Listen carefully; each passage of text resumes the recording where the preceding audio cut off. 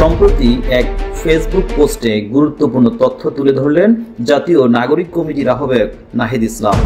বিস্তর পোস্টে তিনি বিএনপি মহাসচিব মির্জা ফখরুল ইসলাম আলমগীর, ছাত্র শিবিরের ঢাকা বিশ্ববিদ্যালয়ের সাবেক সভাপতি সাদিক কায়েম ও আল জাজিরার অনুসন্ধানী সাংবাদিক জুলকারনাইন সায়েরের বিষয়ে ক্ষুব্ধ প্রতিক্রিয়া ব্যক্ত করেন। নাহিদ তার পোস্টে লিখেন, রাজনীতি যখন জনতার চাওয়াকে অস্বীকার করে তখন ইতিহাস নিজেই কথা বলে। আজ আমরা বলতে এসেছি সত্য, উন্মোচন করতে এসেছি মিথ্যার মুখোশ।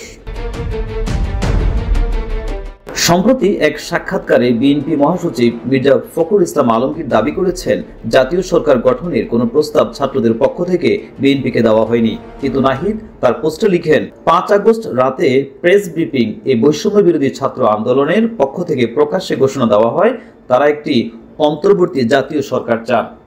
এরপর ভার্চুয়াল মিটিং হয় লন্ডনে অবস্থান করা বিএনপির ভারপ্রাপ্ত চেয়ারম্যান তারেক রহমানের সঙ্গে, যেখানে জাতীয় সরকার ও নতুন সংবিধানের প্রস্তাব সুনির্দিষ্টভাবে তুলে ধরা হয়।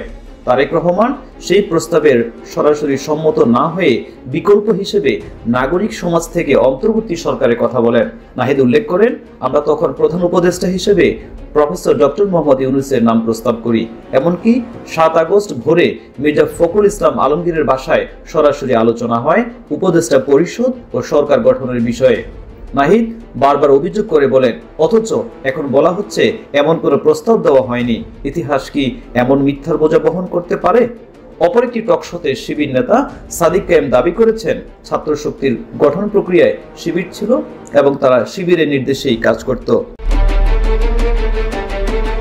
নাহিদ বলেন, এটা শুধু মিথ্যাচার নয়, এটা ইতিহাস বিকৃতির এক অপচেষ্টা।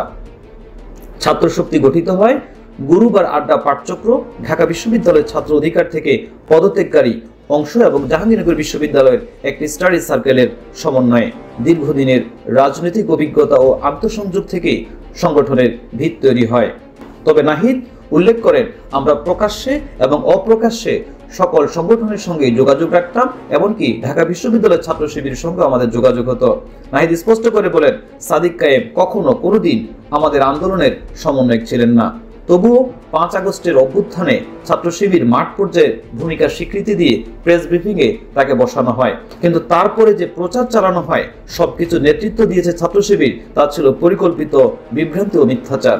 আমরা কখনোই কোনো অধীনে ছিলাম না।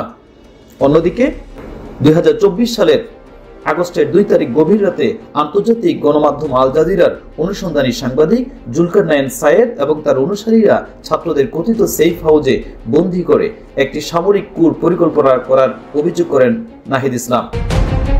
সেখানে উল্লেখ করা হয়, সেনাবাহিনীর একাংশকে দিয়ে ক্ষমতা দখলের একটি অপচেষ্টা চলে। এভাবে ছাত্র নেতাদের হুমকি দিয়ে ফেসবুকে সরকারের পতনের এক দফার ঘোষণা দিতে বাধ্য করা চলে। কিন্তু আমরা সাফ জানিয়ে দিই, ক্ষমতা সেনাবাহিনীর হাতে নয়, বরং ক্ষমতা হচ্ছে জনগণের হাতে। আমরা চেয়েছি একটি জনতার অভ্যুত্থান, যেখানে রাজনৈতিক দল এবং জনগণ মিলে গড়ে তুলবে ভবিষ্যতের পথ। আর এই অবস্থা নিয়ে আমরা 5 আগস্ট থেকে মাঠে ছিলাম। সায়েরগং পরে নানা উপায়ে আমাদের বিভক্ত করতে চেয়েছে। জুলকারনাইন সায়ের সাদিক কায়েমদের ব্যবহার করে বিকল্প নেতৃত্ব দাঁড় করাতে চেয়েছে।